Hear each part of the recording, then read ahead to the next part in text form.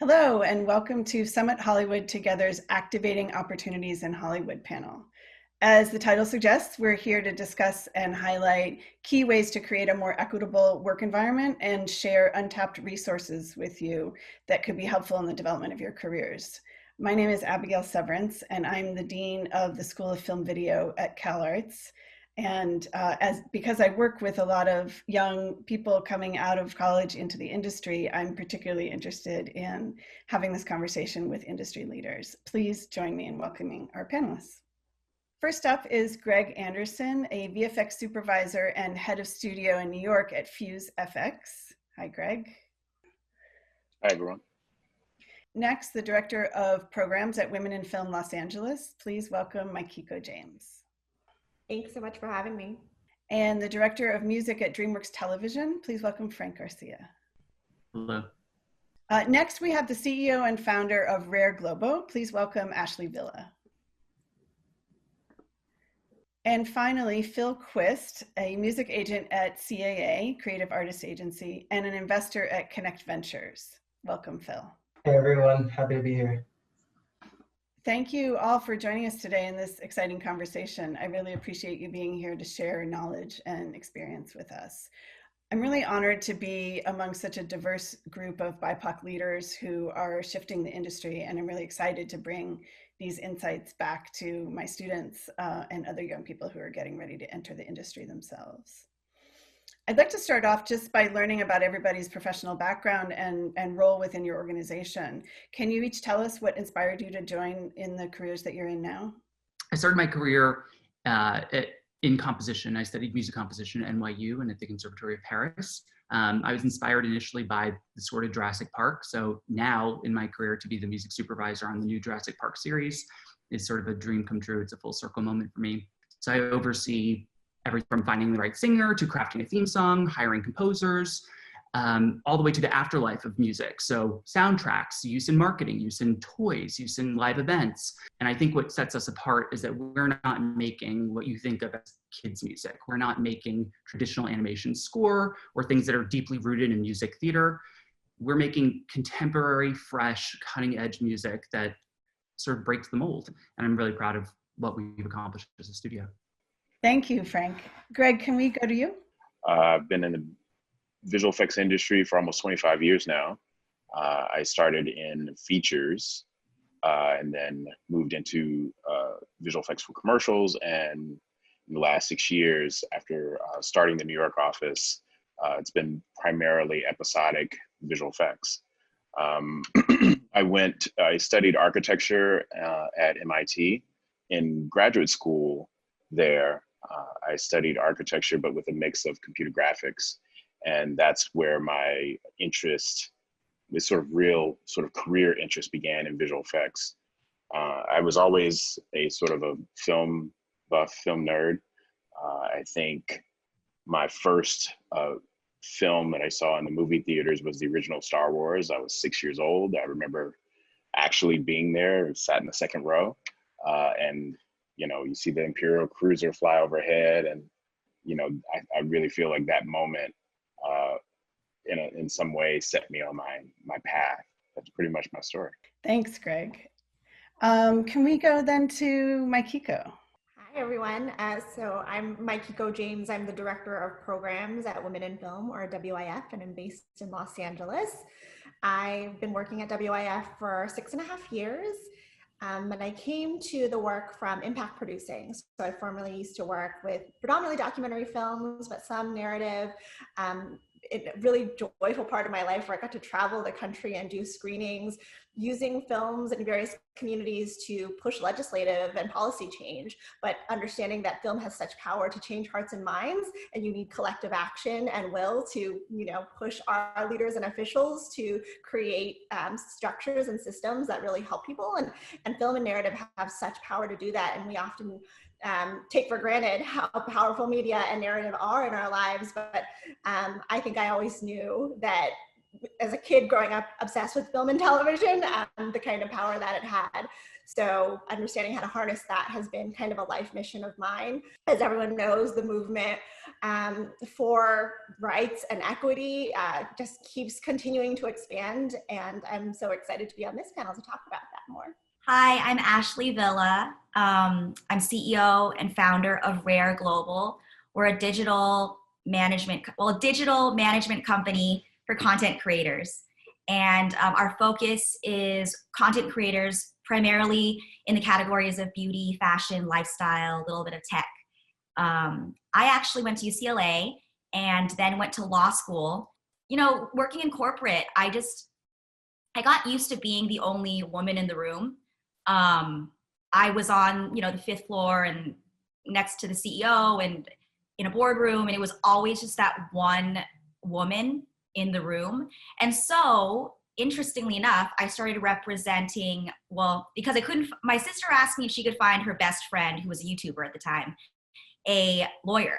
And I needed to find her a digital media lawyer because it was, her deals with Maker Studios at the time and all her MCN deals and her makeup deals that she was doing with L'Oreal and Lancome and then Lacoste, and she was in this music video. I couldn't find anyone who was focused in digital.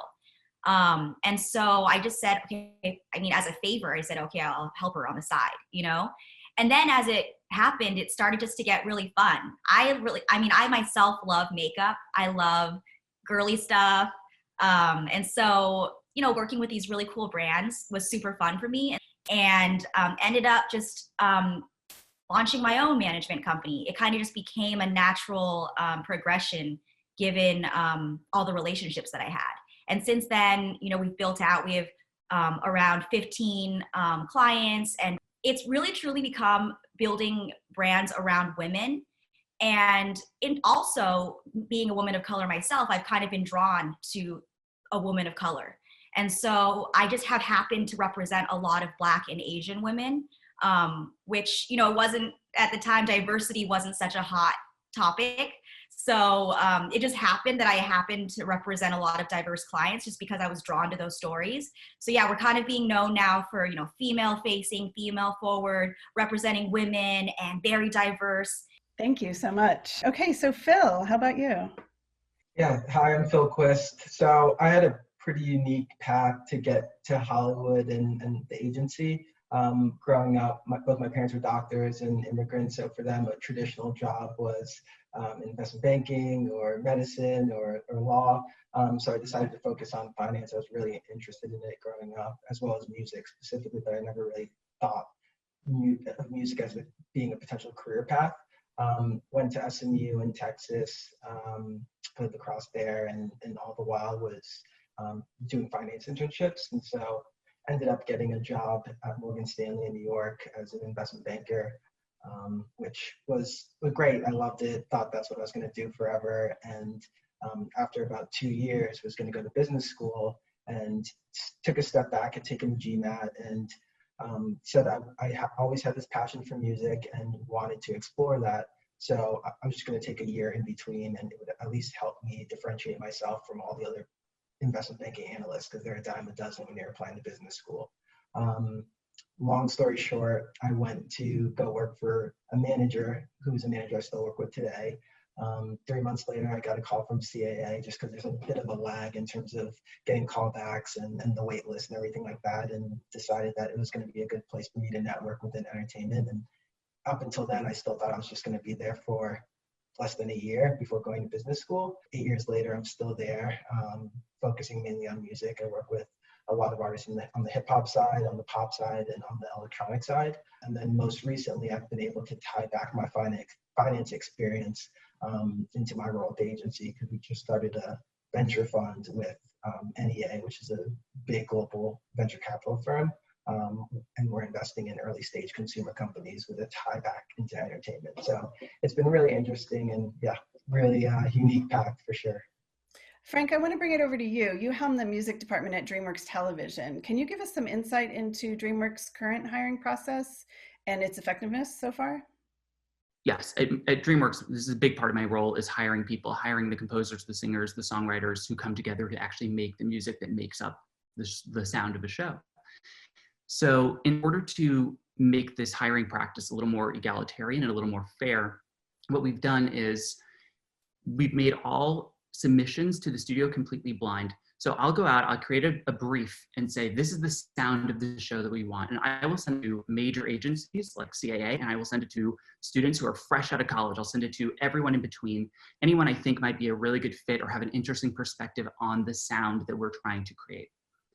I get all those reels in, listen through everything, and then me and my team take all the names off of everything. We take the credits off, we take the metadata off, and the only thing that is ever presented to our executives and to our executive producers is just raw audio.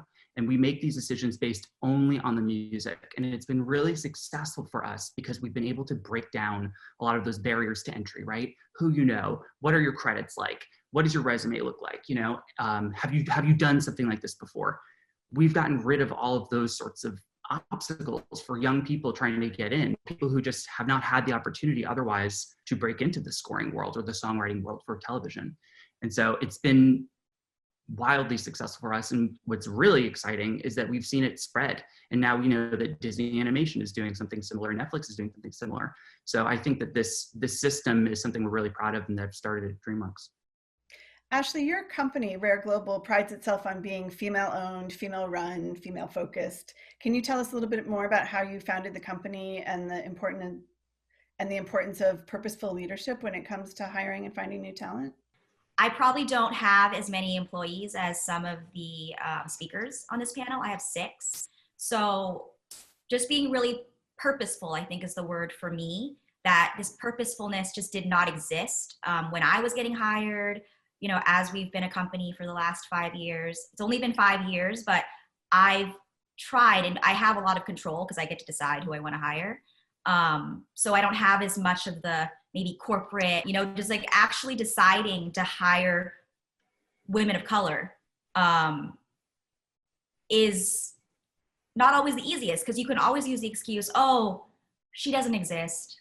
But she does exist if you first look, and then secondly, potentially create opportunities where they can pop up, these special people that you want to hire. So for example, we have the Be Rare Foundation, and we do a lot of events, and a lot of different types of women come out because they want to see the women who are speaking on the panel, who we also purposefully decide will be all types of women, you know, of race, sexuality, different voices. And so that already draws different types of voices. And then we get to meet those people and then have like this really interesting community, because you started out with the very purposeful message of inclusivity. It invites more.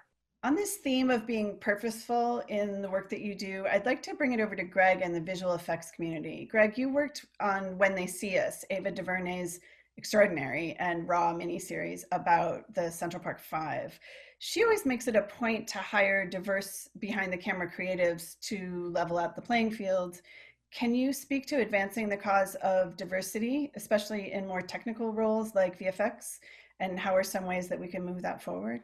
You know, to start the project off, you know, Netflix contacted me and said they had this project that Ava DuVernay was directing. She very explicitly looks for, you know, opportunities to place people of color or women into, you know, different, you know, department head level positions on films. And so in my case, she asked if there were any Black visual effects supervisors, and Netflix told me that they had 2, myself and one other that was based in London. You know, even though I've been in the business a long time, it was kind of shocking for me to hear. So I got an opportunity to interview with her, and it worked out really well. And I'm on my 3rd project with her right now, actually. And she continues to challenge studios and department heads to find opportunities to diversify their respective departments.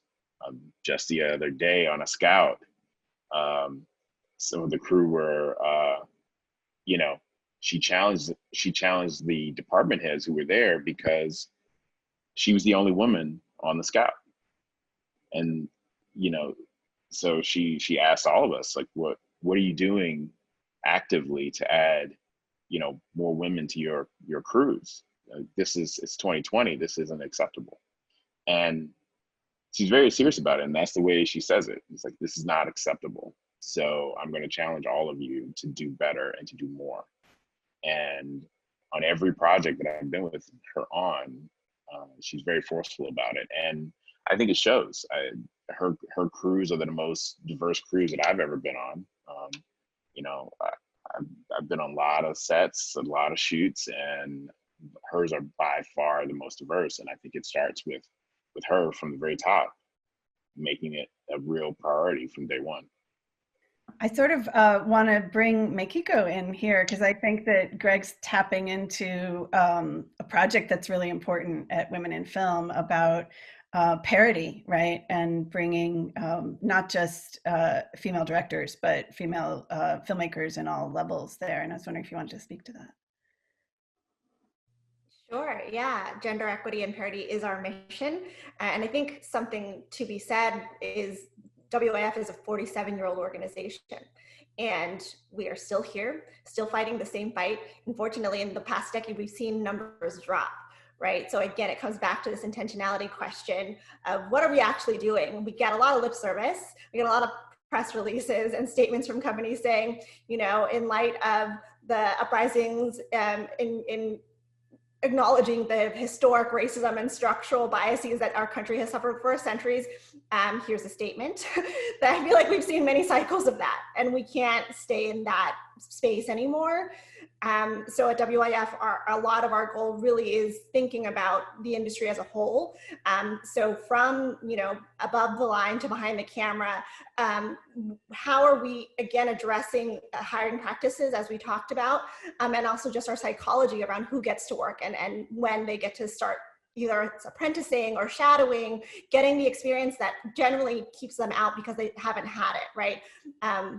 One of our projects that we fiscally sponsor is a think tank for inclusion and equity about TV writers' rooms, and understanding that as people hire writers in television, a lot of times they start with like, I want a woman of color, but she has to have co-EP experience. And you're then limiting to 7 or 8 people in that given genre and type of show. So how do we move away from the ideas of here are all the many constraints and criteria that we're gonna need in order to fill this slot to here's the way I'm going to take a risk. Here's the way that I'm going to expand the way I'm thinking about what the scope of this position is open to. And so at WIF, again, all of our programs really think about the diversity of fields, right? And all the many ways people can enter into this space. Music is a huge area right now. I'm so glad to be on this panel with you, Frank, because I think something that we get a lot is a lot of new women composers who have no idea how to enter in, right? Because it is such a closed loop. And so we need to find more people. Yes. I will send them to you immediately. We have mentoring circles that are composer specific, right? And they need to be making these connections in VFX, in editing, in producing for that matter. What we know is production companies that have overalls, if you quantify them by demographic, you could probably count on one hand or less the number of those companies that are owned by women of color. And so it's really having the data to say, this is the issue that we're trying to tackle, and here are the ways we're gonna make a large number of candidates rise to the top. So when people are thinking about this, they can find them immediately and hire them. And one campaign we did this past summer was called For Your Consideration. It was very simple. It was a series of billboards of our members and women in the industry. All it was like beautifully shot images and design images that said, for your consideration, hire a woman. It's not that far of a stretch to ask that, but honestly, if you're not in someone's line of sight, then you're not up for consideration. And so really thinking about how we get more people into those pools, but also get them in front of people. That's amazing. And I think, you know, just to add to that, we're talking about this too, it's sort of almost an ethical failure, right? Like, how is it that there's so little diversity in these rooms and in these fields? But there is an artistic impetus to this as well, right? You're going to make more interesting art when everyone involved has a different perspective. That's how you come to creating great, interesting, new, compelling pieces of art. And there's an economic impetus to this as well. I mean, white Americans are going to be the minority in this country, representing less than 50% by 2045. That's within all of our lifetimes here. So I think there's a lot of different arguments for this to be made beyond just it should be this way because that's fair. There are reasons that companies need to really wake up to the reality that this is something they have to do and have to start considering in order to adapt and to exist in this new world. Maikiko, there was something you said there, a couple of things you said that I think are kind of, I hear a lot, which is the notion that, hiring a person of color or a woman is either a risk or getting out of your comfort zone.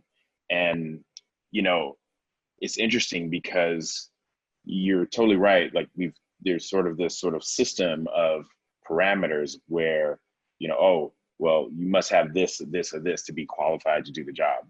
And I can't tell you the number of people who have ticked all those boxes that I've had to fire because they were not a great cultural fit. They had a terrible personality, but on paper, they looked like the person I was supposed to hire. And so for me, when I interview someone, what's more important to me is, how enthusiastic are they about the job and learning new things? Will they be a great cultural fit for our environment? And, sure, I want them to be qualified. And, I generally don't interview someone that I don't think has the capacity to do the job. But I think we do have to, employers have to reframe how they think about it so that it's not the idea of taking a risk in hiring a woman. It is, expanding how they think about it. So that's just been my experience in that. Phil, as an agent, you've been known to bring up a really diverse group of talent, from Elefante to Fetty Wap to Young Thug and more. Can you share with us your process of finding emerging talents and how we can ensure unrepresented artists are being discovered? In terms of music, the places and regions with the highest growth in terms of listenership and things like that, it's Latin America, it's Asia, it's Africa, it's India, right? And you look at the vast population in India, you look at the growth rate in terms of mobile adoption, things like that in Africa. I was reading a BBC article the other day where it said that Nigeria would be in the top 5 countries in terms of population by 2050. And that's just staggering to me given the physical size of the country, right? And so when you think about that, it makes you think about how to change the way you look at entertainment as a whole. And so for me, music specifically. So within our agency, we've had agents go on weeks-long trips to Africa and India just to go and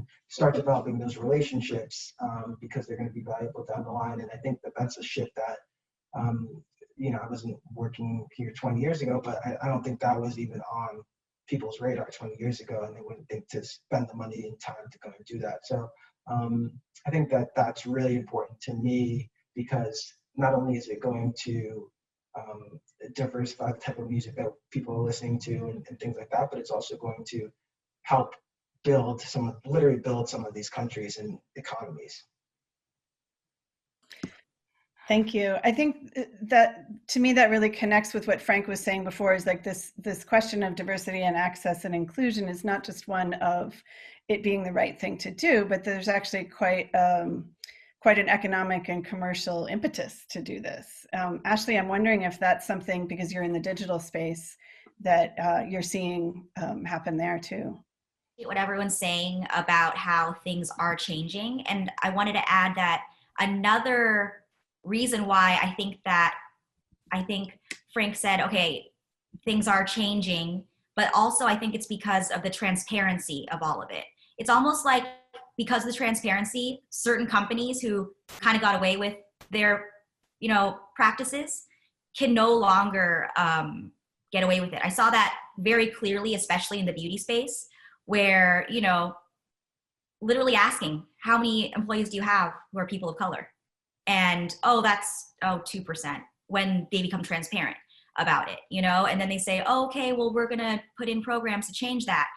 And I'm just hoping that people follow up on those programs. And, you know, now that this huge kind of rush is over, everyone wanted to support Black-owned brands and they wanted to, you know, figure out how to create diversity. Is that continuing? I want to make sure that that conversation continues, you know? And so, yeah, in terms of what we do, I feel really lucky because all of our clients, they have their own YouTube channels. They have their own Instagrams. So they can really push their own agendas very clearly. And so they can choose to do certain things, which we've strategized around and talked about and, you know, made it a clear mission as part of the entire overall strategy of their careers to include these elements that are important to them. Even in this kind of conversation, for example, a brand gives us a deal. It's a huge 6-figure deal. We love the money, but that brand hasn't done certain things to support people of color. In fact, they've worked with people who could potentially be racist. They've kind of had some odd media campaigns that really don't align with our mission statements, and choosing to fully pass on those opportunities and see that brand as an entity in itself, as its own almost person. Like brands have to have like voices now, you know? Maybe in the past that's just a brand, they can get away with it. No longer can they do that. And so I'm just seeing it all across the board where everyone's becoming more accountable, and the transparency is definitely essential to continuing this movement. Maikiko, on the same theme of advancing diversity in the industry, I'd love for you to talk to us about women in film and the amazing programs and initiatives the team sets forth to bring parity on screen and off screen, like Insight and the Women in Film Blacklist Writing Lab. How can people be a part of those programs? Sure, I can talk about both actually. So the Think Tank for Inclusion and Equity is a program that we fiscally sponsor. So we don't run it, but it's an incredibly talented group of professional TV writers, all from underrepresented communities, who are spearheading efforts to tell showrunners, here is how you can make your room more representative, and also how to make your storylines and characters more accurate and representative. They have a whole series of fact sheets about various communities around the world. They're all available on the website Write Inclusion, Write WRITE, inclusion.org. And it's fascinating and wonderful, a very needed tool for our television world. And at WIF, we have Writers Labs that we've been running with the Blacklist for the last 6 years. They're my pride and joy as a writer in spirit. And it's been really amazing to work with women over the course of years to help them elevate their scripts, but also make professional connections and increase their knowledge of how the business works. I think that's a really important part of what everyone's been talking about here on this panel. Understanding the business side and the economic side of this industry is such an asset. It's such a core need for creatives. And I think that's one way that it's been siloed and it's been remained bifurcated, because if you're, say, an actor, maybe you don't know how your agent makes a deal, but it's actually really important that you know how your agent makes those deals, so you have power and understanding and knowledge, and you won't get taken advantage of. And so for the Writers Labs, that's something that, while we do a lot with craft of the scripts, equally important is the professional and business side of the industry. And we just did a quantifying of our participants in the last 6 years. Over 30% have been staffed on shows, and that's something we're really proud of, because we're not a network diversity program. We don't have a obligation to have our shows hire people.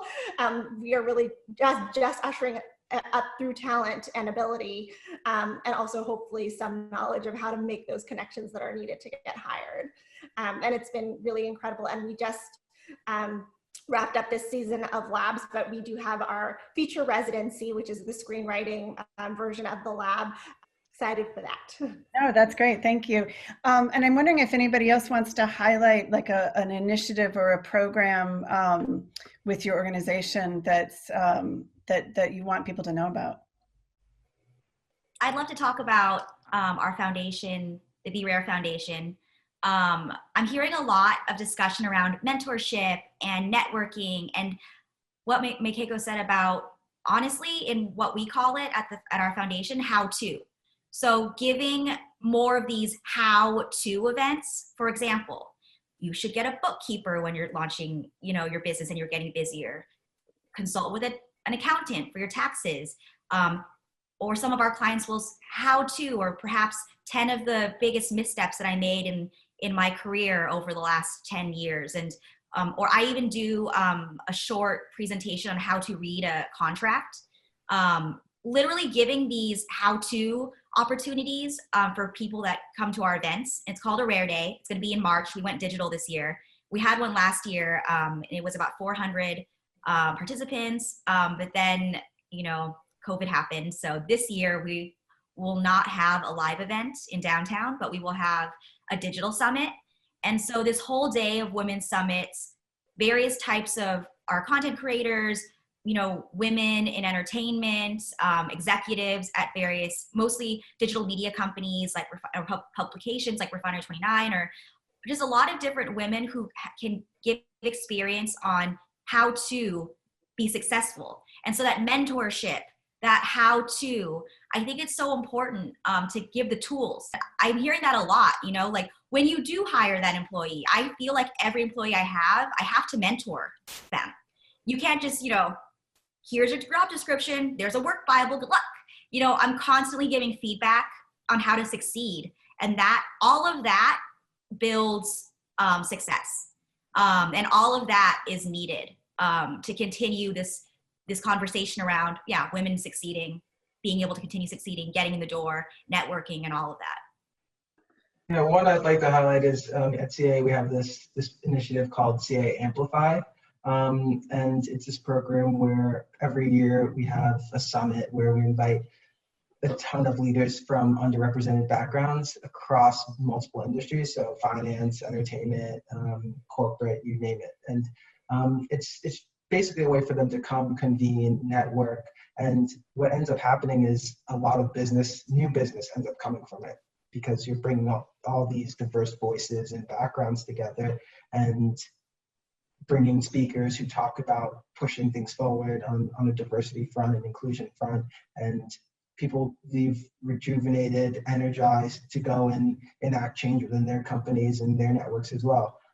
So it's something that's been very, very impactful, and something that we've done for 3 years now, and look to continue.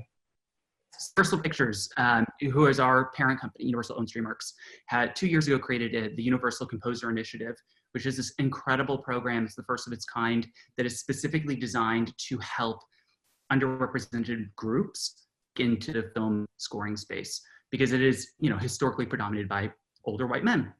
So this year, DreamWorks is serving as a judge, and we're listening through all these composer reels. Similarly, the process is they get tons of sessions. We listen through everything totally blind. We narrow it down to a top group of contenders who we think display exceptional compositional ability, versatility, just general innovation in their sound, even if it's not the most incredibly well produced, right? We sort of put that behind us. We're just listening for, do you have an artist's perspective here? We're going to help give you the tools to get you into a more professional setting. And then from there, they have 2 years worth of roundtables, meetings, opportunities to meet with all different people across the pipeline, the music pipeline, from agents to supervisors to orchestrators to music contractors. They meet everybody, and it's this remarkable program, and I'm really thrilled that we are a part of it this year. Looking at the bigger picture, the impact of COVID-19 has caused the industry to relearn and reshift the way that we all work. How can we utilize this moment of change to cultivate a more equitable work culture, from hiring to just daily work days and beyond? At least for music, having started out on the composition side of things, when you're young and you're starting out in composition, no money whatsoever, but you're tethered to Los Angeles, which is incredibly expensive. My apartment, the rent has doubled in the time I've been in it. It is crazy, and the income and the opportunities have not doubled commensurate with the cost of living in that city. And so I think by breaking that tether now, we're able to work with especially young people who are trying to break in, who don't come from a privileged situation, right, where their family is going to bankroll them or pay for their car, or pay for their rent for a while they get up on their feet, You don't have to have that. That's not part of the cost of admission anymore. We can work with people from all different parts of the world and all different parts of the socioeconomic spectrum who otherwise wouldn't have been in that inner circle of being a Los Angeles resident. I'd love to jump in and talk a little bit about, I think it comes back to the question around culture fit and thinking about work-life balance in this moment. It's been such an interesting time for many people, especially parents. And as WIF, something we think about a lot is, you know, how difficult and challenging it can be for expecting parents, particularly mothers, and people who carry the children, to go back to work or take a break from work in order to get hired again. And so understanding the challenges of being a parent in this industry. And now with the overlay of COVID, something that's been a joy for me is watching the parents on our staff have their kids in frame with them. They just have to be at the staff meeting. That's just how that goes. And I'm really curious to see how this unfolds as we come out of the pandemic, what that means in terms of accommodation for people and the various types of caregiving we have to give, but also just accommodations that now we have to figure out how to integrate.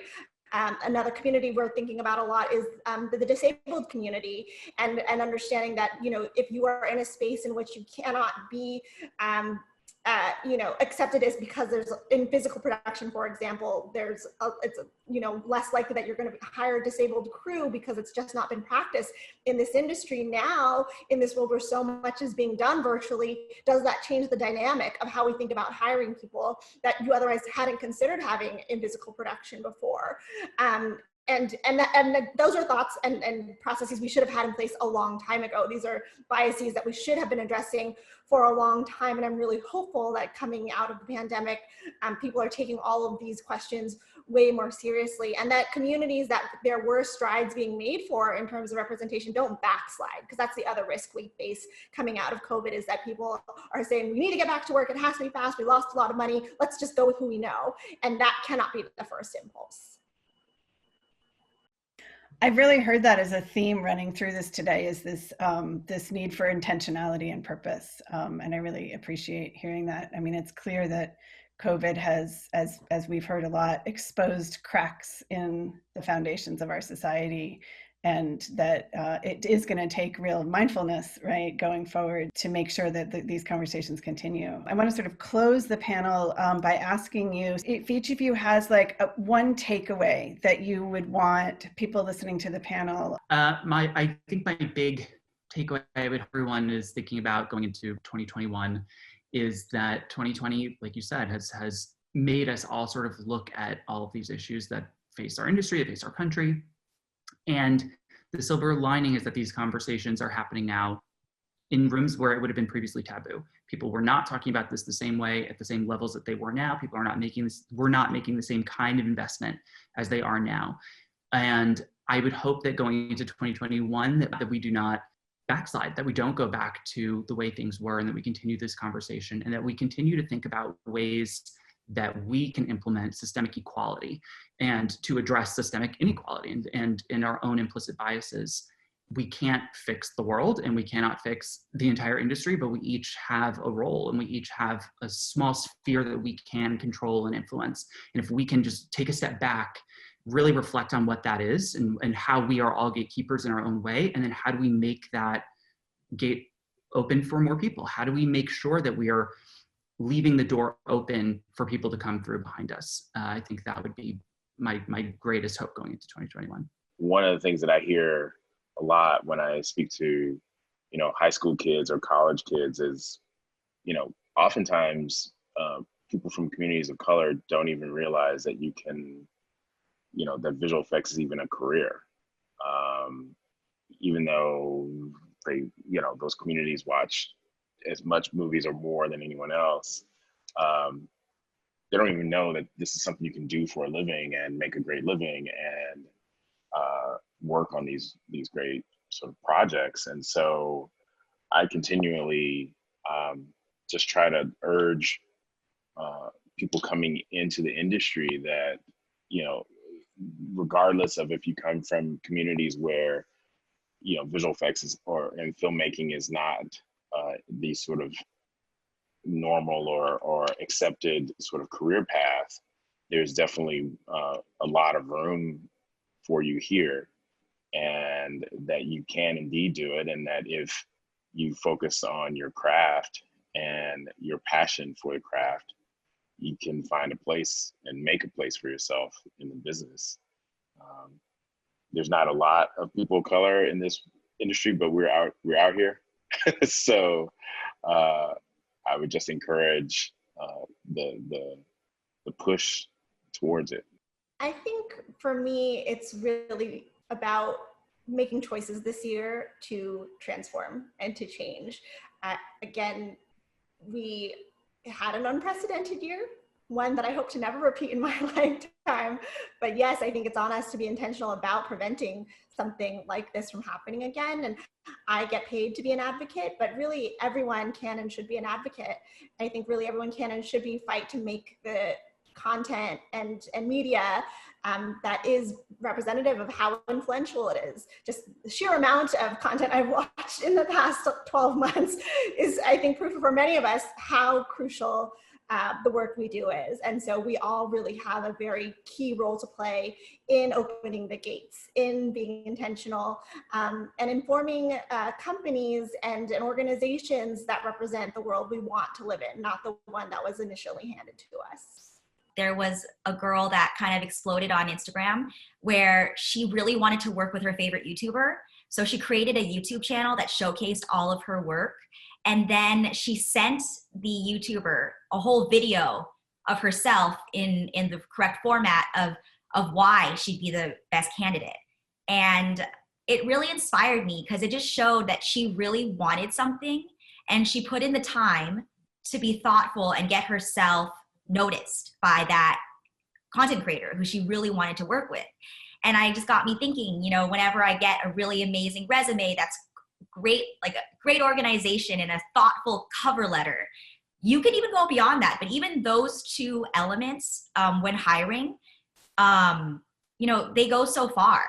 So don't be scared to do something weird or creative to get noticed.